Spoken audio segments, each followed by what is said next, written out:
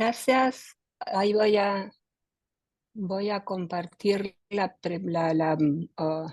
presentación que preparé para esta exposición. Comienzo con un agradecimiento por el espacio para poder exponer estas ideas sobre un fallo que, aunque no es totalmente reciente, creo que tiene esa importancia y a veces, alejándonos en el tiempo, podemos llegar a ver mejor las cosas. Fue un fallo que en su momento se dijo que iba a incendiar el país y bueno, creo que es buena la perspectiva histórica para ver cuáles fueron los efectos posteriores a dicho fallo de la Corte Suprema estadounidense. El fallo, como sabemos, es el que resuelve un caso, el caso Dobbs, iniciado por un funcionario de salud del estado de Mississippi en Estados Unidos contra una organización de salud de Jackson y otros. ah, es un caso en el cual en lo esencial lo que se resolvió es que la Constitución estadounidense no establece un derecho a abortar. Este es el punto en el cual después vamos a ver cómo se modifica la jurisprudencia anterior. Y en segundo lugar, la competencia para regular el aborto es devuelta al pueblo y a sus representantes elegidos en elecciones.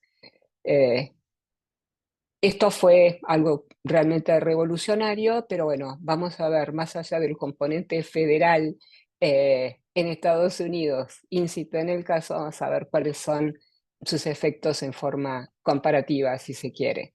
Los presupuestos metodológicos para llevar adelante la exposición son, por un lado, lo que tiene que ver con ordenamientos jurídicos que siguen o que miran o que atienden a la jurisprudencia estadounidense, el valor del precedente, la teoría del valor del precedente y un régimen de control de constitucionalidad.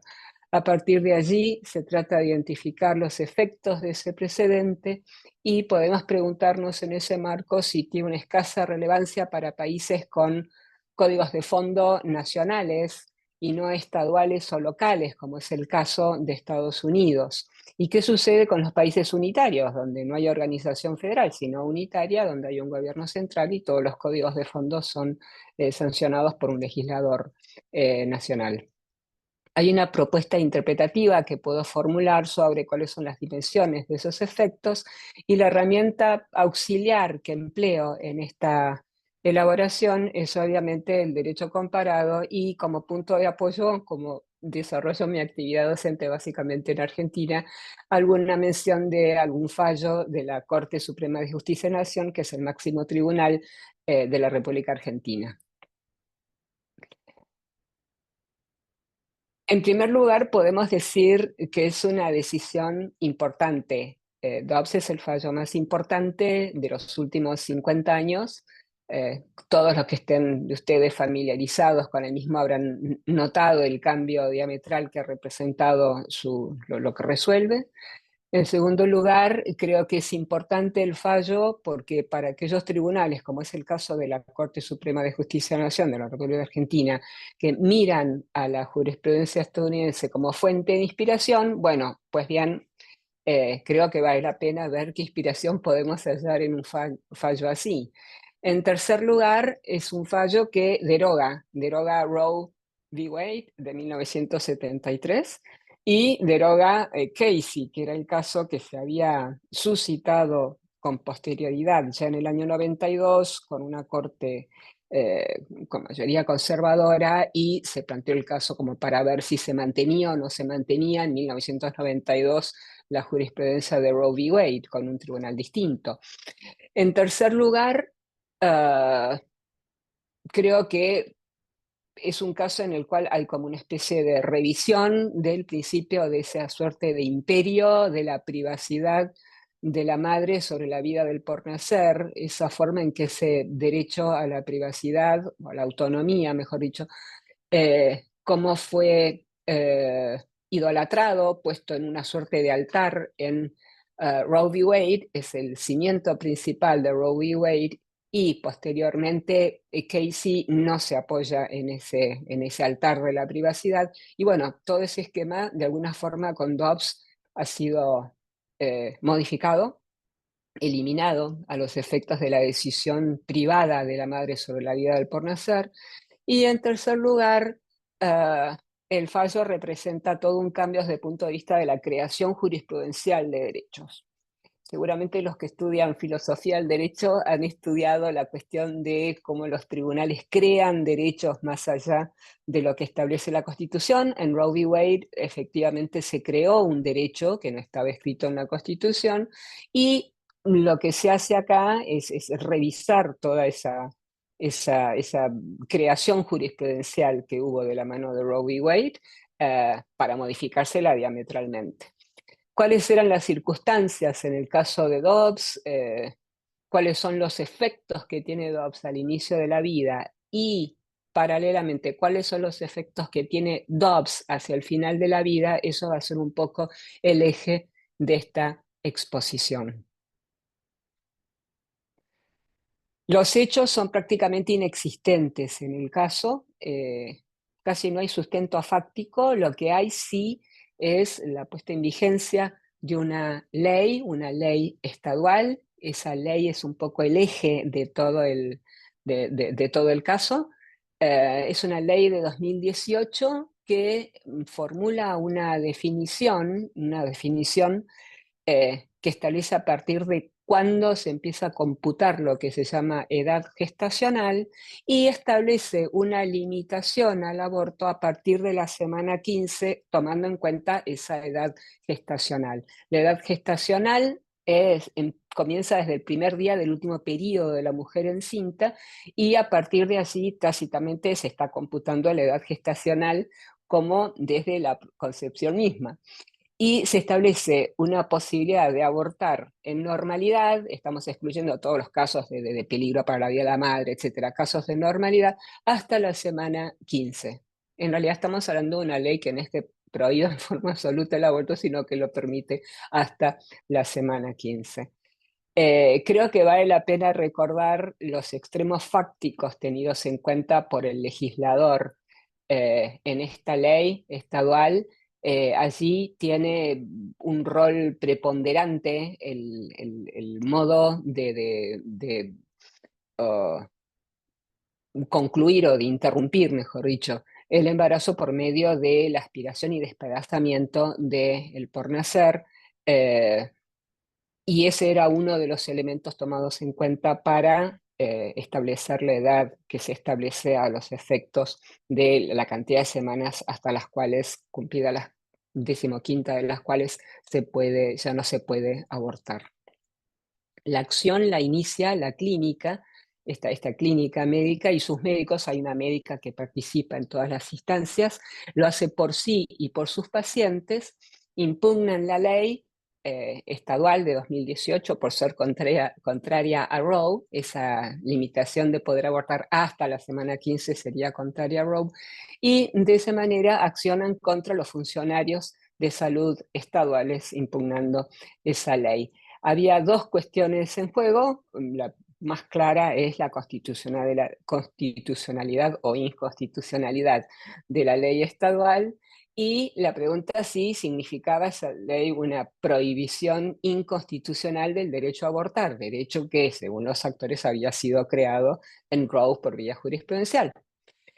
¿Cómo se resolvió? En las distintas instancias. En primera instancia hubo primero una suspensión de la ley, esto es una inaplicación temporaria. Hubo una posterior invalidación de la ley.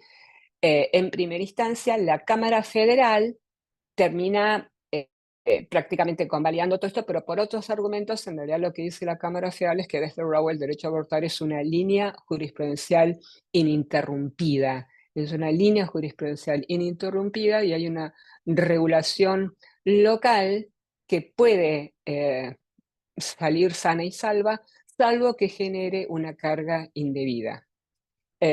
Obviamente, ante esta decisión apela Dobbs, que es el funcionario estadual de salud.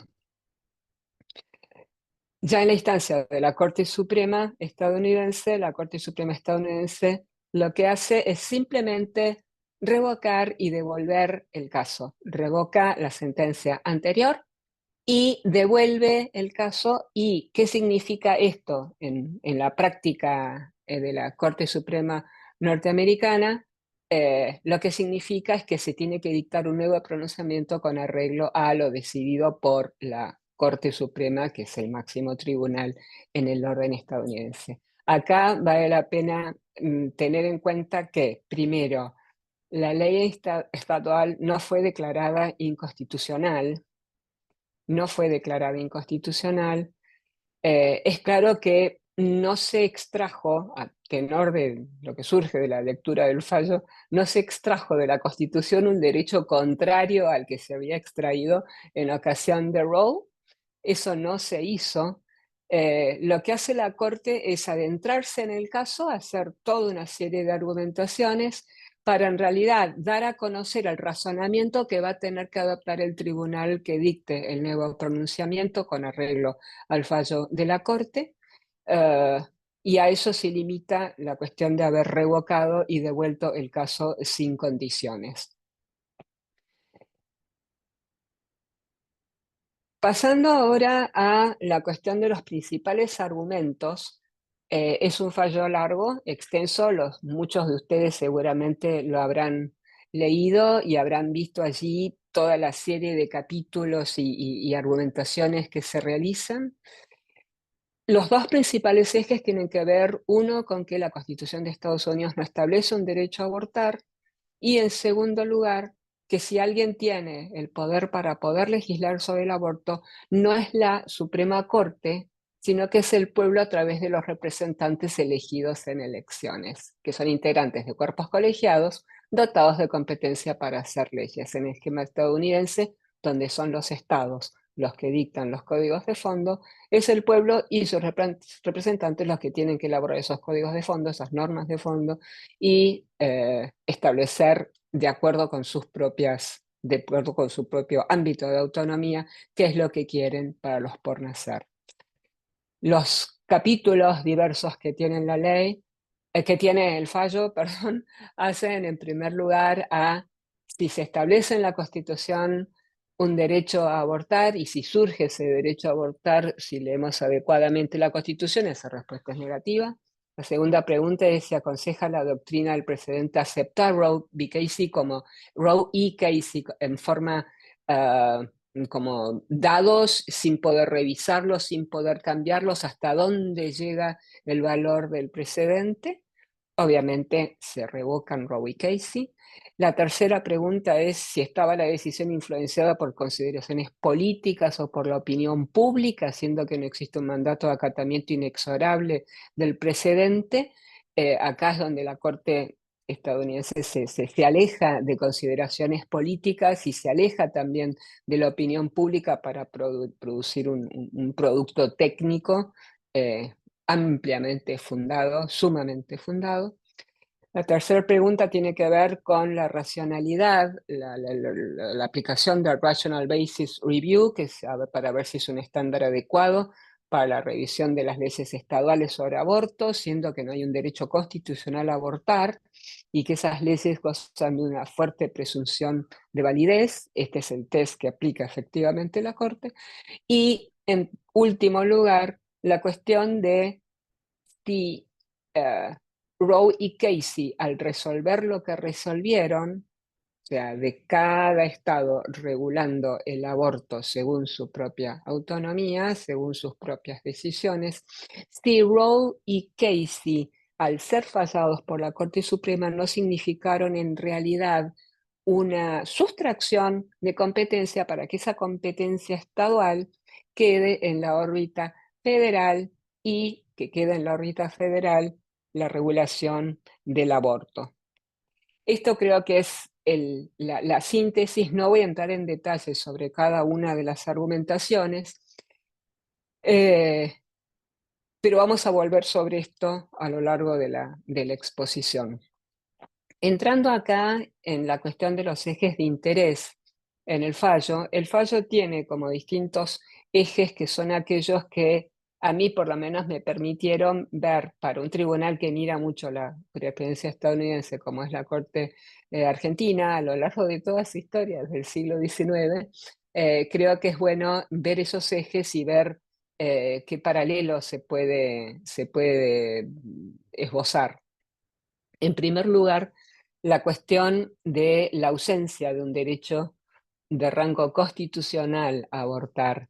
Este es el primer eje que tiene el fallo, eh, y tiene que ver con la inconstitucionalidad de la ley que crea ese derecho, en especial si los constituyen en forma expresa establece la protección de la vida desde la concepción. Este es el caso de Argentina, y obviamente si en el caso Dobbs se reconoce que la Constitución no establece un derecho a abortar, en Argentina, obviamente, una ley de aborto sería mucho más inconstitucional, en tanto es la propia Constitución la que establece la protección de la vida desde la concepción. Eh, Hay, en segundo lugar, un efecto de esta ausencia de un derecho constitucional a abortar que se relaciona con el final de la vida. Hay también, de acuerdo, como paralelo a la ausencia de un derecho constitucional a abortar, una ausencia de derecho constitucional al suicidio asistido. Esto en realidad no viene de Dobbs. En realidad Dobbs lo que hace es reafirmar el principio que ya se había establecido en un fallo de la Suprema Corte estadounidense de 1997, Glucksberg. Dobbs se apoya muchísimo en Glucksberg, reitera muchísimo de lo resuelto en Glucksberg, que es un fallo en el cual se resolvió que la ley estatal prohibitiva del suicidio asistido no violaba la cláusula del debido proceso. Eso se resolvió allí. Y en realidad la pregunta que tenemos que hacer obviamente es cómo convivieron Roe y Casey y Glucksberg del 97, cómo convivieron entre sí hasta 2022, que es el año en que se falla Dobbs. Evidentemente hay como dos visiones distintas, una sobre, por lo menos hubo hasta 1922, entre el 97 y el 22, dos visiones distintas, una sobre el por nacer, que yo lo veo en ese rango temporal como más cosificado, y en cambio ya el adulto decidiendo sobre la cuestión del suicidio asistido, aceptó en cierta manera el holding de Glucksberg de otra manera. Obviamente esto es totalmente extraño a la experiencia argentina. La Corte Suprema de Justicia de la Nación tiene un precedente del 2012, que es el caso FAL, que es el caso del aborto. Hay una posterior ley, que es la ley de aborto, que se sancionó en el año de la pandemia, cuando estábamos todos encerrados.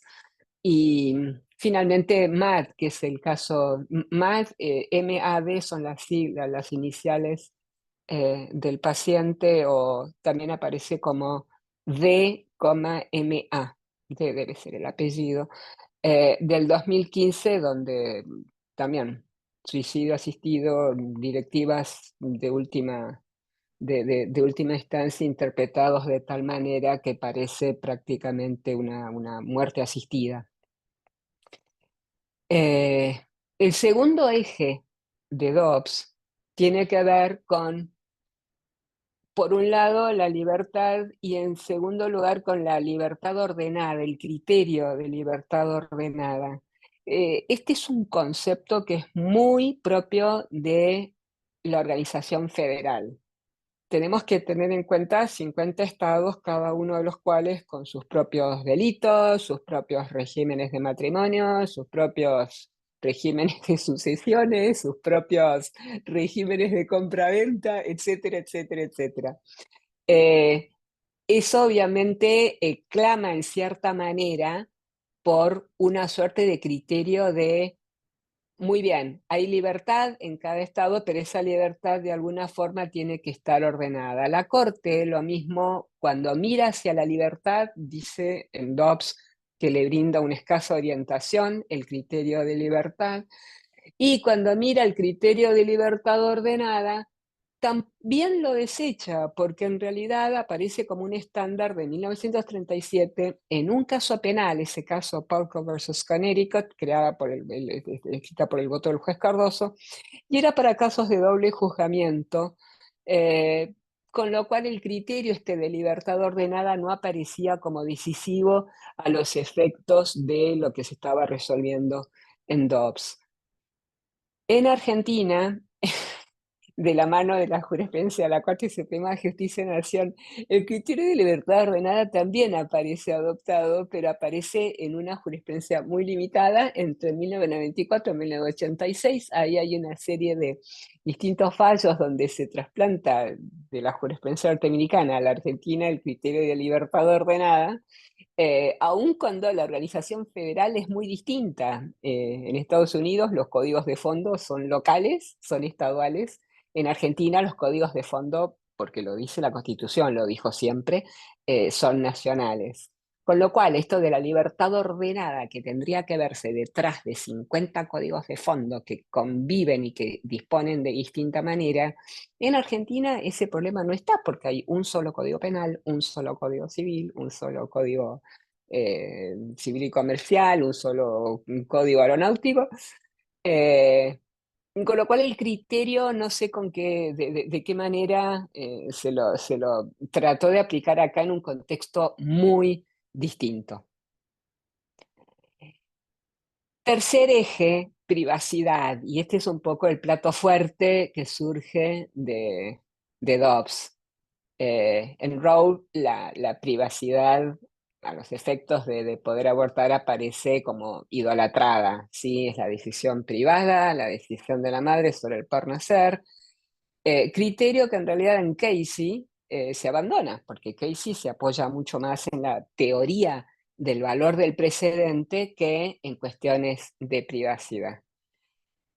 Dobbs lo que hace es arrancar ya diciendo que querer apoyarse en la privacidad a efectos de la, de la justificación del aborto en cualquier momento es demasiado. Esta es la expresión literal que usa el tribunal. Lo mismo respecto de este invocado derecho de poder definir el concepto de existencia. Ahí también lo desecha en el sentido de que habría ciertos bordes semánticos, cierto núcleo semántico, cierta esencia en el concepto de existencia que no sería disponible. Esto es lo que está diciendo en realidad la Corte norteamericana. Y se apoya a efectos de la interpretación sobre la privacidad en que tiene límites. Tiene límites y esos límites hacen directamente a esas esencias o núcleos semánticos. De vuelta, los que se dedican a filosofía del derecho van a sacar muchísimo más de aquí, pero hay una cosa que sí es cierta y es que este apego a esos núcleos semánticos, a esos bordes semánticos indisponibles, nos llevan a replantear cosas que vemos en leyes o tratados, incluso al día de hoy, no sé, sobre la autopercepción, la autocalificación. Ahí habría que confrontarlo un poco con este desapego por la disponibilidad de las categorías y el apego por ese núcleo o esencia semánticos. En Argentina, la privacidad ha justificado toda serie de derechos convalidados por la Corte Suprema en distintos fallos. Ahí tienen la supresión de hidratación y alimentación enteral, que era el caso MAT que les mencionaba antes, aceptación y rechazo de tratamientos médicos, de vuelta, por privacidad se los puede aceptar o rechazar. También el núcleo en su momento del fallo que estableció la posibilidad de tener estupefacientes para uso personal, también se apoyó en lo principal en la privacidad, la opción por el propio plan de vida, y hay otros supuestos más, pero no son fallos mayoritarios, sino que son votos separados, en los cuales también hay un apego a la privacidad.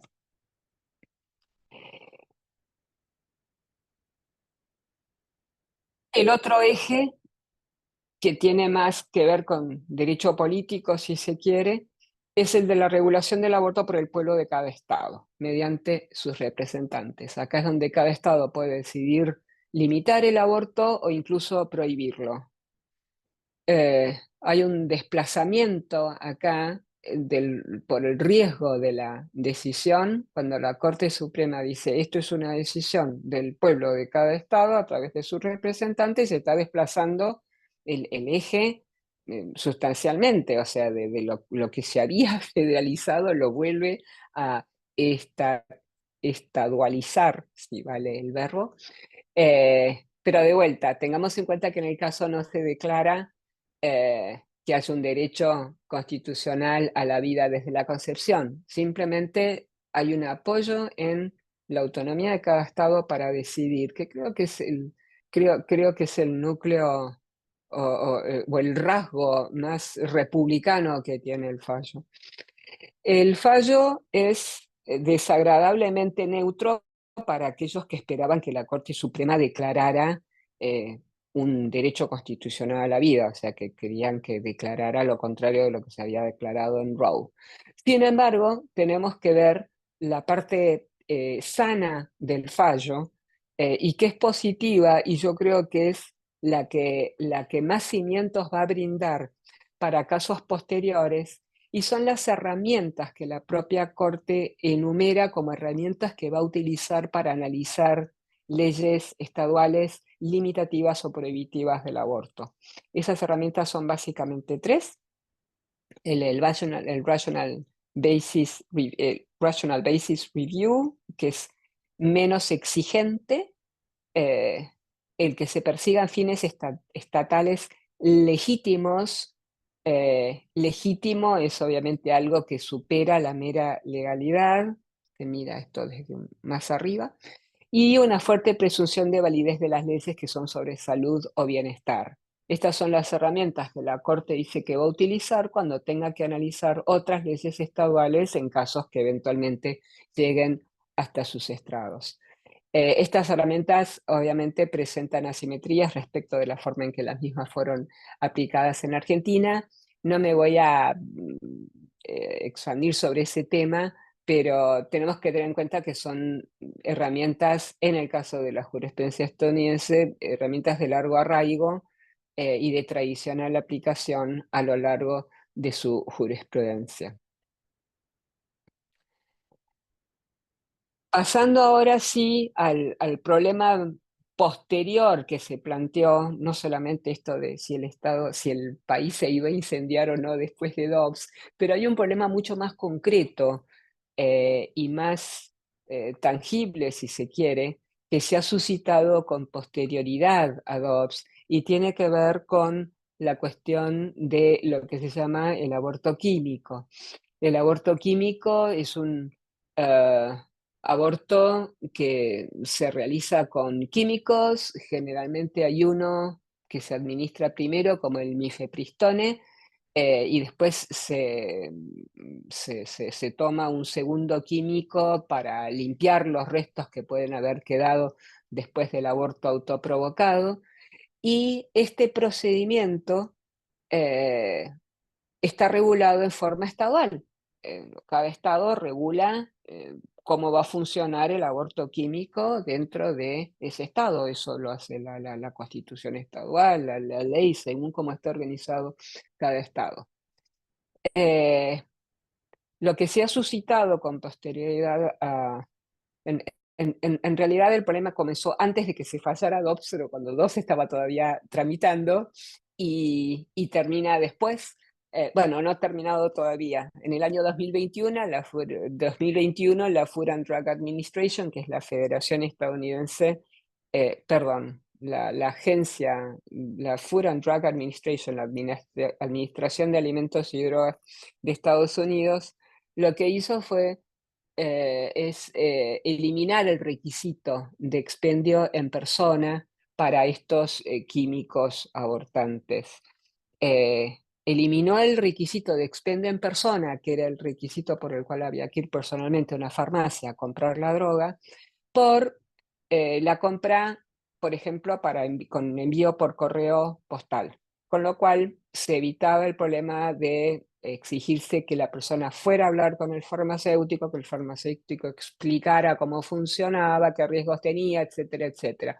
Con el aborto químico por correo postal, a partir de 2021, cualquiera podía comprarlo online y esperar que llegara con el correo postal a su casa.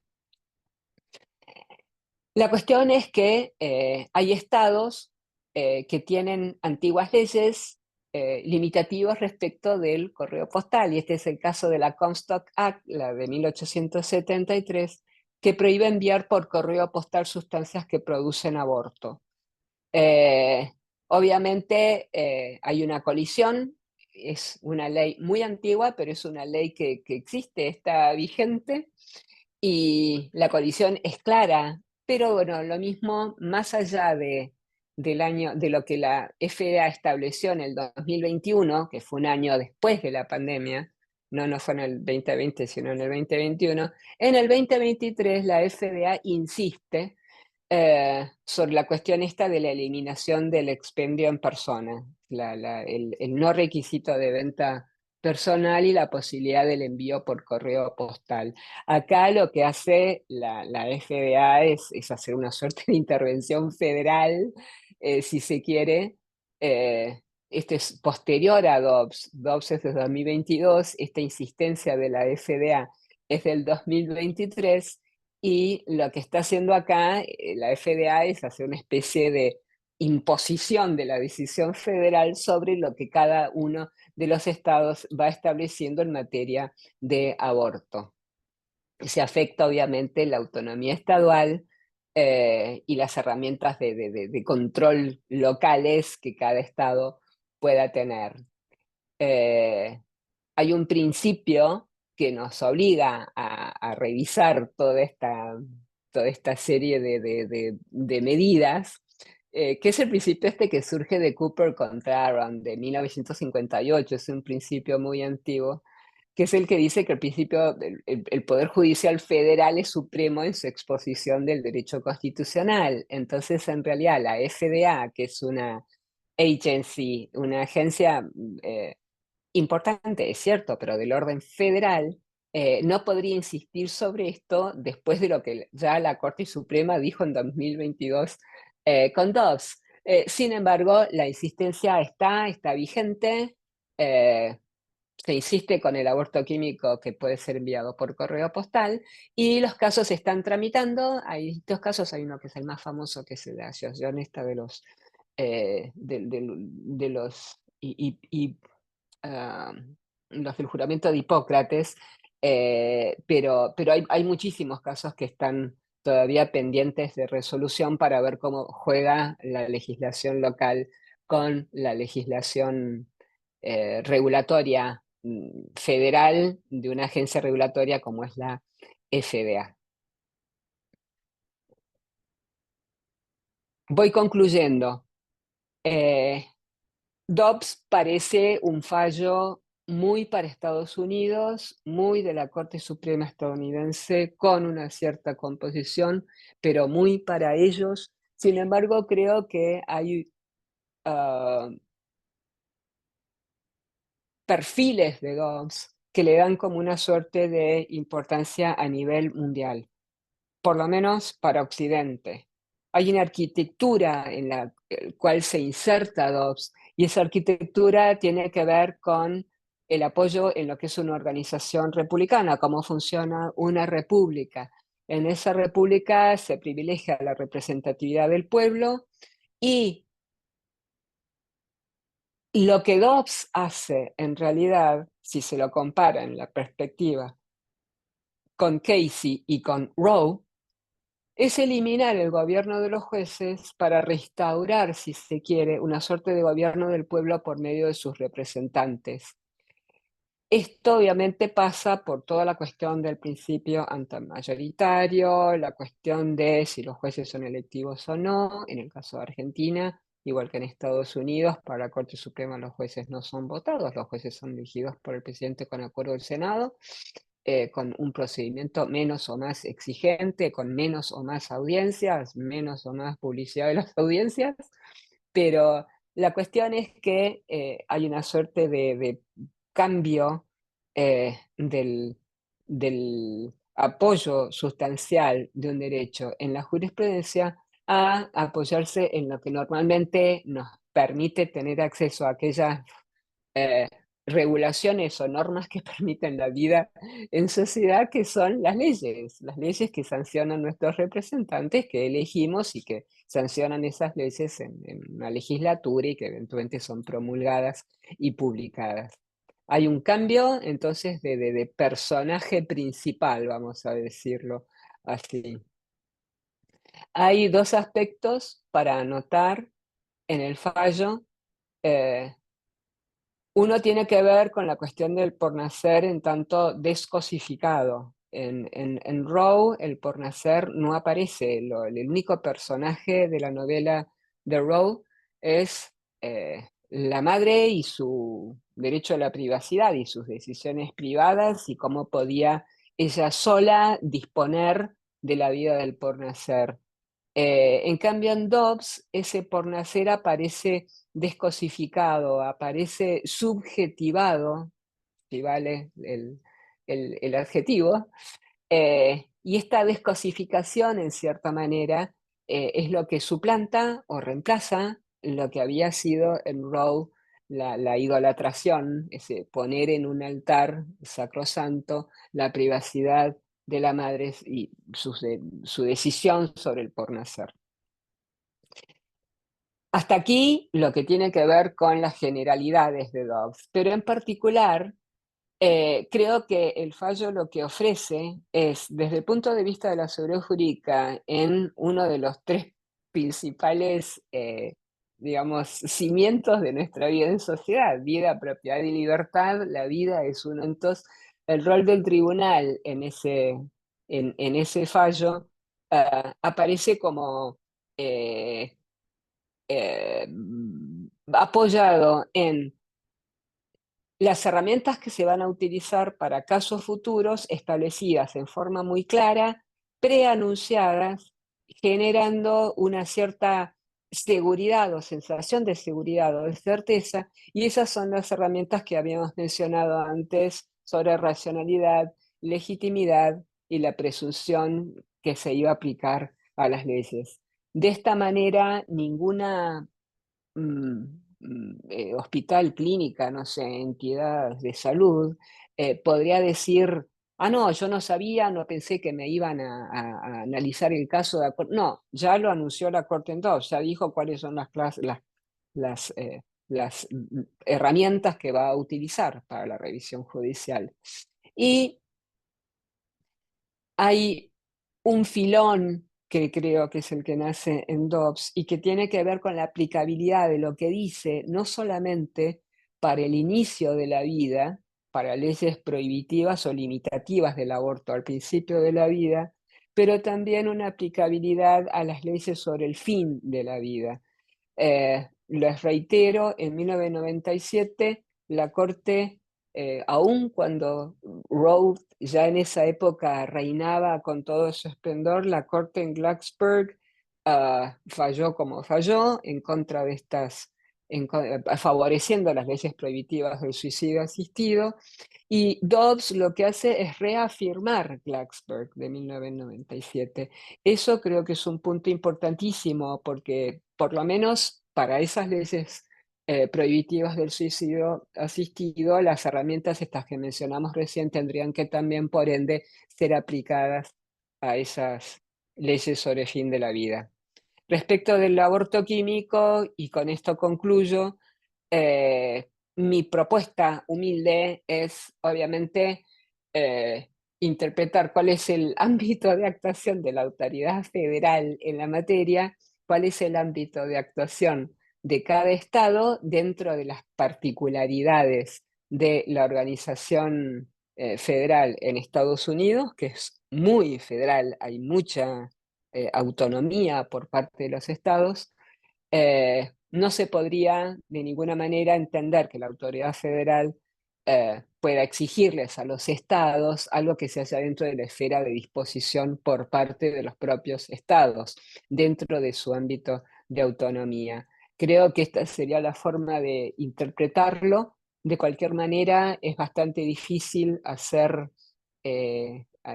querer hacer una predicción sobre qué es lo que puede pasar con estos casos, las cuestiones de federalismo en las organizaciones federales, la jurisprudencia sobre el federalismo en organizaciones federales, sobre todo la de Estados Unidos, es muy casuística.